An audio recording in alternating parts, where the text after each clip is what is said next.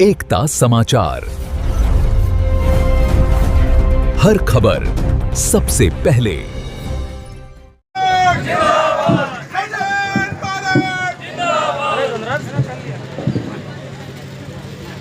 जिला कांग्रेस कमेटी की हमारे अध्यक्ष विधायक और पूर्व मंत्री गगन बावनिया जी, आप सबकी लोकप्रिय विधायक बहन रमीला जी, अभी जिनका भाषण आपने सुना, पूर्व मंत्री पूर्व सांसद मालविया साहब, उनकी धर्मपत्नी पूर्व जिला प्रमुख श्रीमती मालविया जी, हमारे रघुवीर मीना साहब, हमारे नानालाल जी, मंच पर बहुत सारे लोग बैठे हैं, पूर्व मंत्री, हमारे पूर्व विधायक और सभी जो नेतागण हैं, ब्लॉक अध्यक्ष हसमुख जी कहाँ हैं? हसमुख जी ने इस सभा में 5 भाषण दे दिए। हर नेता के बाद वो अपना गला साफ करते हैं और आगे बैठ जाते हैं और बोलते हैं संक्षिप्त में बोलना, जब बारी मालवी जाएगा तो संक्षिप्त में बोलना है। तो ये सब मैं और रमीला बैठे देख रहे थे। आज कार्यक्रम फूल सिंह जी को श्रद्धांजलि का कार्यक्रम था और पिछले 2-3 सालों में कई बार मेरा आने का कार्यक्रम बना, लेकिन किसी कारणवश मैं नहीं आ सका। लेकिन आज कुशलगढ़ आकर मानसवाड़ा में आप सब लोगों से ज़िले में मुलाकात हुई।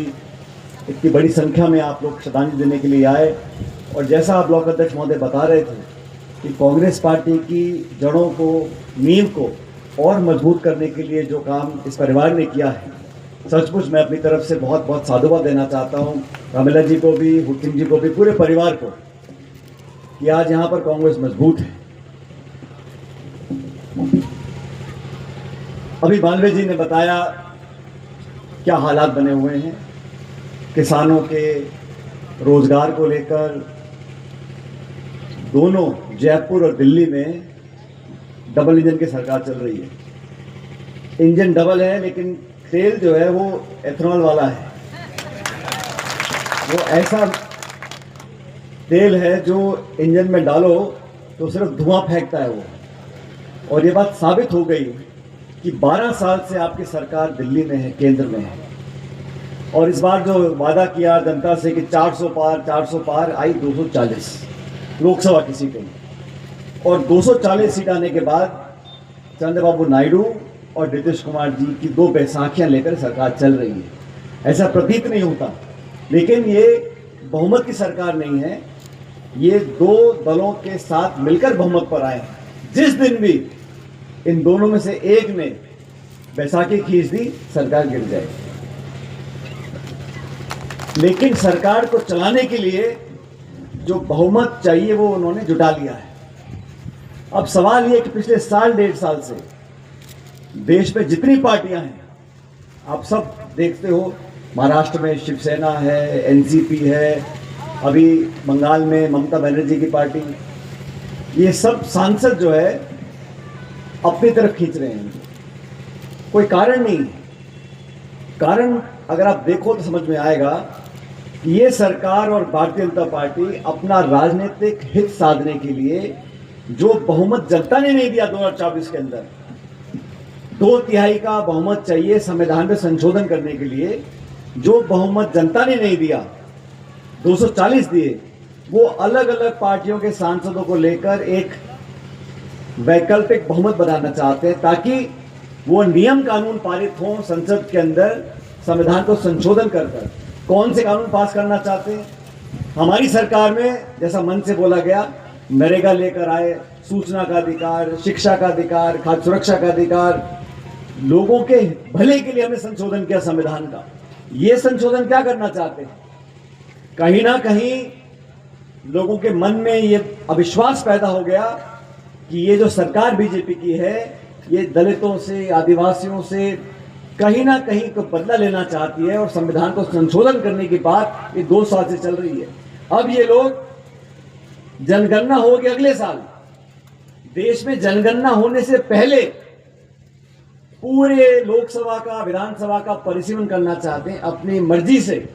इस क्षेत्र को काट दो, इस क्षेत्र को जोड़ दो, गैर कानूनी परिसीमन कर कर अपनी सुविधा अनुसार परिवर्तन करना चाहते हैं कानून के अंदर। इसीलिए तो, नहीं तो क्या जरूरत पड़ी है ममता बनर्जी के 25 सांसद, शिवसेना के 8 सांसद। सरकार चलाने के लिए, बजट पास करने के लिए बहुमत है, लेकिन संविधान में संशोधन करने के लिए, देश में परिसीमन लागू कर कर जो कांग्रेस का गढ़ रहा जिन जिन राज्यों में, जहां जहां जिलों में, उन सबको कभी किसी को आरक्षित कर देंगे, किसी को तोड़ देंगे। ये साजिशपूर्ण तरीके से काम कर रही सरकार। सरकार का ध्यान यहां पर है। पूरे देश में नीट परीक्षा में लाखों बच्चों को धोखा हुआ, पेपर लीक हो गया। शिक्षा मंत्री का कोई इस्तीफा नहीं है। लगातार पेपर लीक हो रहे हैं। मुझे बताया पिछले 10 साल में 85 पेपर लीक हो गए। राजस्थान के अंदर सैकड़ों बच्चों ने अपनी आत्महत्या कर ली। वो नौजवान बच्चे बच्चियां जो पढ़ लिख कर कुछ बनना चाहते हैं, उनके साथ आप धोखा करते हो, वो अपनी आत्महत्या करते हैं और आपको कोई फर्क नहीं पड़ता। आपकी कोई जिम्मेदारी नहीं है, कोई दोषी नहीं है, बस जांच बिठा दी। जांच से क्या हुआ? 2 साल पहले भी हुआ था, सीबीआई की जांच हुई थी। किसको जेल में डाला आपने? किसका इस्तीफा दिया? जब तक जवाबदेही नहीं होगी तब तक लोकतंत्र मजबूत नहीं है साथियों। दुनिया भर में प्रधानमंत्री घूम रहे हैं और अयोध्या में जो चंदे का पैसा है वो चंपत राय जी चंपत कर गए। पता ही नहीं पड़ा। जो आदमी दान पुण्य करता है, दान पेटी में 2 रुपया, 5 रुपया, 100 रुपया, 1000 रुपया डालता है, वो श्रद्धा के भाव से डालता है। भगवान राम में हम सबकी आस्था है। मंदिर एक पवित्र प्रांगण है, वहां पर जो दान पुण्य का काम होता है अपनी हैसियत के हिसाब से हर आदमी करता है। इसलिए करता है कि वो चोरी हो जाए। चंदा चोरी आप करोगे, लोगों को बचाओगे। मैं 2 दिन पहले आगरा गया था, मुझे बताया गया जो एफआईआर हुई है उसमें ट्रस्ट के किसी व्यक्ति का नाम नहीं है। एक चपरासी का नाम है, एक ड्राइवर का नाम है, एक कर्मचारी का नाम है। अब इंजन डबल है, लखनऊ में भी है, दिल्ली में भी है। आपकी नाक के नीचे जिन लोगों को आपने नियुक्त किया, ये चंपत राय जी को चुनाव जीत कर नहीं आए थे। राम मंदिर के ट्रस्ट का अध्यक्ष उनको बनाया और ये तो चोरी पकड़ी गई है। कितने अरबों खरबों का घपला होगा आप सोचो। इससे बड़ा कोई पाप नहीं हो सकता। आप मंदिर के पैसे को चुरा रहे हो, क्या नियत है आपकी? किस मुंह से आप वोट मांगने जाते लोगों के अंदर? मैं बातें इसलिए बोल रहा हूं क्योंकि इस देश में जो चल रहा है आप लोग देखते समझते हो, लेकिन सुनना भी जरूरी है। आज नरेगा को बंद कर दिया। अभी इन्होंने महाराष्ट्र के चुनाव हुए, बिहार के चुनाव हुए, तो चलते चुनाव में बिहार के अंदर आचार संहिता लगी हुई है और सरकार ने घोषित किया कि हम बिहार में महिलाओं के खाते में 6,000 8,000 रुपए डालेंगे हर महिला के खाते में, चुनाव के बीच में। और निर्वाचन आयोग ने कहा कोई बात नहीं, आप कर सकते। महाराष्ट्र में ऐसे ही किया, बिहार में ऐसे ही किया। क्यों? क्योंकि चुनाव आ रहे थे। ये बच्चा भी समझता है कि चुनाव से ठीक पहले मेरे खाते में कोई पैसा दे रहा है तो किस लिए दे रहा है? वोट के लिए दे रहा है। तो मैं तो कहना चाहता हूं मुख्यमंत्री जी से, प्रधानमंत्री जी से कि आपको अगर इतना ही प्रेम है देश की महिलाओं के प्रति, तो राजस्थान की महिलाओं ने क्या पाप किया? यहां पे चालू कर दो आप। यहां पर महिलाओं के डालो खाते में पैसे। मत इंतजार करो चुनाव का, 2 साल इंतजार मत कराओ लोगों को। लाडली बहना पता नहीं कौन सी योजना बनाई और खाते में पैसा। तो लोगों के बीच में आप नरेगा बंद कर दो, राहत कुछ नहीं। महंगाई इतनी कर रखी है, देश के हालात क्या बन गए हैं। अमेरिका बोलता है देश भारत को कि तुम रूस से तेल नहीं खरीदोगे। अमेरिका बोलता है कि तुम 5,000 करोड़ का हमसे माल खरीदोगे। देश में खाद तेल जो दिक्कत पैदा हो रही है उसमें भारत को मजबूती से अपना पक्ष रखना चाहिए था। हम किसी से डरने वाले देश नहीं हैं, लेकिन पहली बार विदेश नीति में हिंदुस्तान पाकिस्तान का सिंदूर ऑपरेशन चल रहा है। युद्ध विराम की घोषणा कौन करता है? ट्रंप कर रहा है अमेरिका से बैठा बैठा। ट्रंप कौन होते हैं? युद्ध विराम की घोषणा करने वाला अमेरिका का राष्ट्रपति कौन है? ये भाषण अलग देते हैं और धरातल पर हकीकत दूसरी है। इन बातों पर आपको ध्यान देना पड़ेगा, क्योंकि मैं यहां आप लोगों से भाषण देने नहीं, चर्चा करने के लिए आया हूं। और मैं चाहता हूं कि मैं कुछ बातें बोलूं जो बोलनी चाहिए। आज जिस जिले में खड़े हैं ये बागड़, ये बांसवाड़ा, डूंगरपुर हमेशा से कांग्रेस का जिला रहा है और मुझे कहने में कोई संकोच नहीं। कुछ दूरियां बड़ी, दो भाई भी अगर अलग अलग रहते हैं, दो शहर में रहते हैं, मिलते नहीं हैं, संबंध नहीं बनाते हैं, एक दूसरे के हालचाल नहीं पूछते हैं, दुख दर्द में शामिल नहीं होते हैं, तो दूरियां बढ़ जाती हैं। जिले के लोगों के साथ, खासकर हमारे आदिवासी भाई बहनों के साथ कुछ दूरियां पैदा हो गई थी। इसको आप तुमको स्वीकार करना चाहिए। और मैं इसलिए बोल रहा हूं क्योंकि मैं देखता हूं आज सबसे ज्यादा पीड़ित, शोषित, परेशान और पंक्ति में पीछे कौन खड़ा है? हमारे दलित आदिवासी भाई बहन खड़े हैं। अमीर गरीब की खाई जो बढ़ गई है, चंद लोगों के हाथ में लाखों करोड़ रुपए दे दिया सरकार ने। हमारे हवाई अड्डे, हमारे रेलवे लाइन, हमारी खान गोदाम, हमारे दुनिया भर के संसाधन चंद लोगों के हाथ में चला गया और जो पिछड़ रहा है वो देश प्रदेश के गरीब जिले, गरीब लोग, किसान, दलित आदिवासी भाई बहन पिछड़ रहे हैं। मुख्य धारा में लाने के लिए हम लोगों को मेहनत करनी पड़ेगी। अभी मन से मेरे ख्याल मालवीय जी बोल रहे थे, अगर हम सब मिलकर एक सच्ची कोशिश करें कि इन जिलों के जो गरीब लोग हैं, जिनके लिए कांग्रेस पार्टी ने 60-65 साल तक कानून बनाए, उनको आरक्षण दिया, सुविधा दी, मान सम्मान दिया, अगर उनका मन जीतने की हम पूरी कोशिश करेंगे। अभी हसमुख जी बोल रहे थे द्वार है राजस्थान का, ये द्वार इतना भव्य, इतना मजबूत, इतना सुंदर बनेगा आने वाले समय के लिए, हमारी पार्टी के लिए। मुझे पूरा विश्वास है जो कमियां हैं उसको हम पूरा करेंगे, सबको साथ लेकर चलेंगे और जन कल्याण के लिए, नौजवानों के लिए, खासकर हमारे नौजवान भाई जो 18 से 35 साल की उम्र के हैं, उन लोगों को सुनना पड़ेगा, समझना पड़ेगा, उनकी उम्मीदों को पूरा करना पड़ेगा। क्योंकि आपने देख लिया, हमारे मुख्यमंत्री जी कहते हैं किसान तो साल में 20 दिन काम करता है।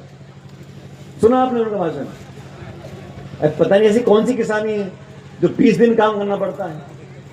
ये लोग सत्ता में आए हैं तरह तरह की बातों को बोलकर, लेकिन धरातल पर, और बिल्कुल ठीक कहा, हमारी जो कांग्रेस सरकार थी, हम लोगों ने जो योजना बनाई, चाहे पेंशन हो, दवाई हो, खाद्य सामग्री हो, मनमोहन सिंह जी की सरकार हो, राजस्थान की सरकार हो, जब जब मौका मिला जन कल्याण में, सेवा में, और सरकार भी इंसान चलाते हैं, मैं मान सकता हूं कुछ कमियां रह गई होंगी, लेकिन जो नियत है और नीति है वो एक थी। इस सरकार की नीति तो यह है कि उद्योगपतियों को पैसा दे दो, जमीन हड़प लो, नरेगा बंद कर दो, आदिवासी गरीबों को पिछड़ने दो, और नीयत ये बोलती है कि हमारे जो लोग हैं जिन्होंने सत्ता में हमको पहुंचाया है, उनकी जेबें भरनी है, उनको बचाव करना है, देश के संसाधन उनके हाथ में देने हैं। तो नीति नियत में फर्क है भाजपा के और कांग्रेस के नहीं। आज इस मौके पर मैं हमारी बहन रमीला जी को बहुत बधाई देना चाहता हूं कि बहुत मजबूती से इनके परिवार और इन्होंने इस क्षेत्र को सींचा है और इतिहास गवाह है। जैसा हसमुख जी बता रहे थे, इस क्षेत्र में जो विकास हुआ है वो कांग्रेस के समय हुआ है, रमीला जी ने कर दिखाया है। आने वाले समय पंचायत चुनाव का है और विधानसभा भी 2-2.5 साल दूर है, समय बहुत जल्दी निकलता है। अब हम लोगों को मुड़कर नहीं देखना, हमको आगे देखना है। आने वाले समय में हमारे इस आंचल के अंदर, हमारे परिवारों के अंदर, हमारे घरों के अंदर, तहसील में, गांव में, जिले में, ब्लॉक में, राजस्थान के अंदर हम लोग नई शुरुआत करेंगे। जिस प्रकार की राजनीति आज हो रही है, पुलिस भेज दो, इनकम टैक्स भेज दो, जेल में डाल दो, मुकदमे कर दो, गाली दे दो, इस प्रकार का माहौल आने वाली पीढ़ी को छोड़ के जाना चाहते हैं क्या हम लोग? हम भी राजनीति करते हैं, हम भी कटाक्ष करते हैं, बुराइयां करते हैं, सरकार की नीतियों की आलोचना करते हैं, हम भी सरकार में रहे हैं। राजीव गांधी जी के पास 425 सांसद थे पार्लियामेंट के अंदर, 425। वो चाहते संविधान 10वां बदल देते, वो चाहते तो 2 भाजपा के सांसद थे, पार्टी का नामो निशान बढ़ा देते। लेकिन विपक्ष जरूरी है लोकतंत्र के अंदर, आलोचना सुनना और आलोचना करना ये लोकतंत्र में बहुत जरूरी है। लेकिन ये जो सरकार है भाजपा की प्रदेश और देश में, इन्हें कोई मतलब नहीं है। आप अपना मुंह खोलो और पुलिस का केस, सीबीआई का केस, ईडी का केस, दुनिया भर का दबाव का, शोषण की राजनीति कर रहे हैं। इस टकराव की राजनीति को खत्म कर जो राहुल गांधी जी बोलते हैं मोहब्बत की दुकान खोलनी है, लोगों को साथ लेकर चलना है, अगले पिछले सबको साथ लेकर एक नया राजस्थान, नया देश बनाना है। वो समय आ गया और मैं चाहता हूं हमारे तमाम कांग्रेस कार्यकर्ता, हम जितने लोग बैठे यहाँ पर, कोई मंत्री रहा, संतरी रहा, विधायक रहा, कुछ आगे बनेंगे नहीं बनेंगे अलग बात, हम सब लोग, आज मैं विपक्ष में हूं, लेकिन हम जो कुछ भी हैं, हम में से कोई छोटा बड़ा नेता नहीं है, सब कार्यकर्ताओं के कंधों पर चढ़कर यहां तक पहुंचे। तो हमारा जो कार्यकर्ता है वो हमारी सबसे बड़ी अमानत है और वो बेहद कीमती है। हमारे कार्यकर्ताओं को, नौजवानों को हमें साथ रखना है। ये संदेश आप लोग पहुंचाएं जिले के हर कोने में, बागड़ के हर कोने में, राजस्थान के हर कोने में। और मैं पूरे विश्वास के साथ आपको कहना चाहता हूं कि 2.5 साल के बाद जब जनता को मौका मिलेगा तो ऐतिहासिक बहुमत लेकर कांग्रेस पार्टी सरकार बनाएगी राजस्थान के अंदर, और वहां पर सबसे आगे नंबर जिला बांसवाड़ा डूंगरपुर का होना चाहिए। ये मेरी आप लोगों से अपील है। एक बार पुनः आप सबको बहुत बहुत धन्यवाद। आपने बहुत मान सम्मान दिया और बहुत आशीर्वाद दिया, जोर से हमारा स्वागत किया, उसके लिए बहुत बहुत धन्यवाद। राम राम साहब।